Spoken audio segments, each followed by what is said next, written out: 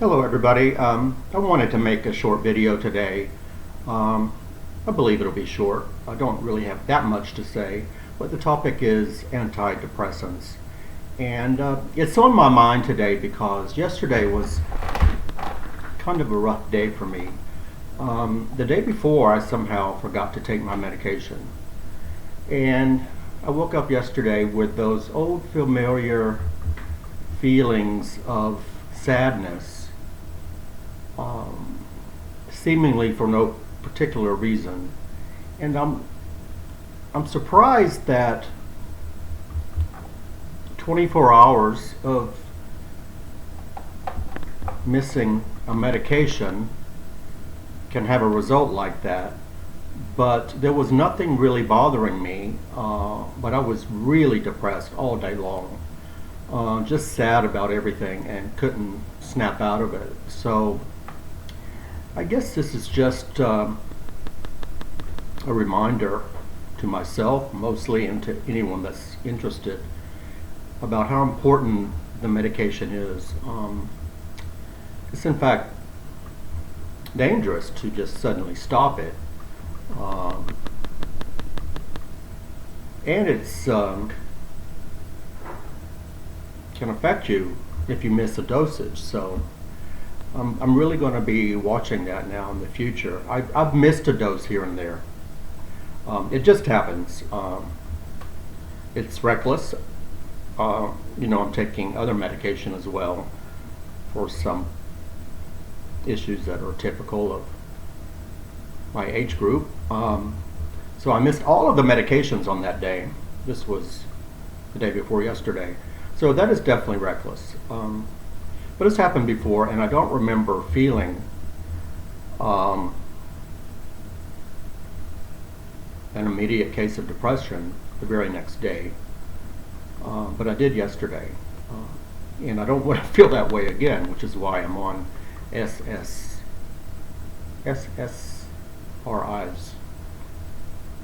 And I'm thankful for the medication.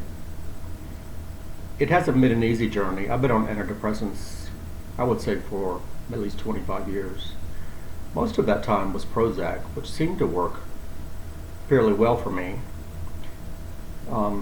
There were periods of time, so let's say I was on Prozac for 22 years, no more or less like 24. There were periods of time during those 22 years where I felt good and decided to go off of it, to go off of the medication.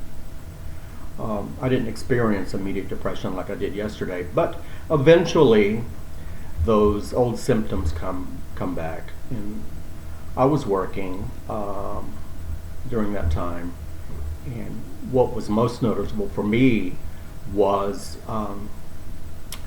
irritability at work.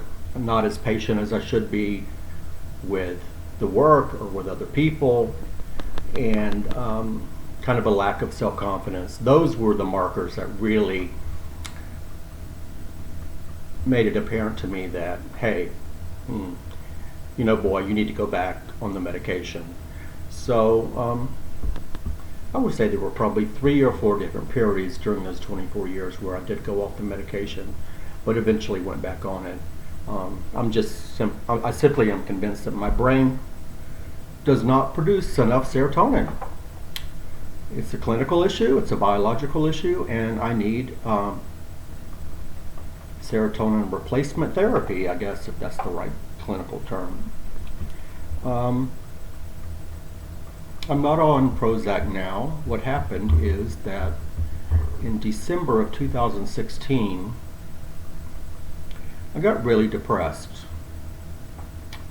Not normal depression, because people on antidepressants get depressed, because the concept is the antidepressant just makes you normal, and normal people get depressed.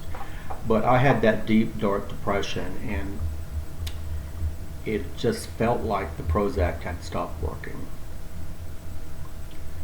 So what happened is, and this was kind of naive on my part, there's an institute near my home, and they advertise free assessments. And so I thought, really depressed, not sure if the antidepressant's working, not sure if there's something else going on. Let me go and receive a free assessment. So I went there, checked in, was interviewed by what I believe was a young intern.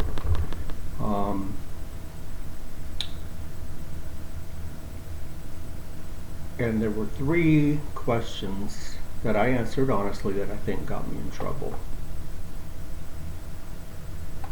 One was, do you drink? And I said yes. Have you been depressed? I said yes. And have you ever thought of suicide? And I said yes. So I didn't go home for 5 days. I resisted being locked up. They said you can admit yourself on your own will and you have more rights, or you can be admitted against your will. There's another phrase for that, I don't know what it is. So that one night was very traumatic because they had me on suicide watch. There was not a bed in the functional wing of the institute. They had me on a gurney in the hallway of the low functioning institute. It was freezing cold. There were lights glaring on me like I was in microsurgery the entire night. I was not allowed to go to the toilet by myself or do anything by myself. They've taken away my phone, and well, they've taken away everything. So the next day I was transferred to the high functioning group, and I was there for 5 days with some interesting people that I got to know very well because there's a lot of downtime.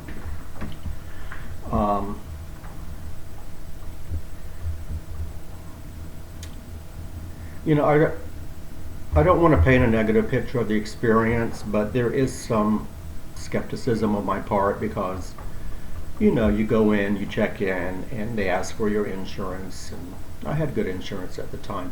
I just I'm skeptical that they just do this to lock you up because it was very expensive. It was $700 a day that they billed to my insurance.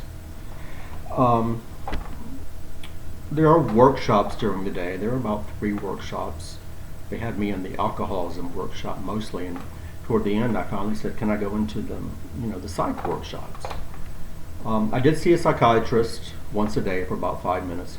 The one thing that came out of all of this entire experience, was that I got on a medication and the right dosage that seems to really work.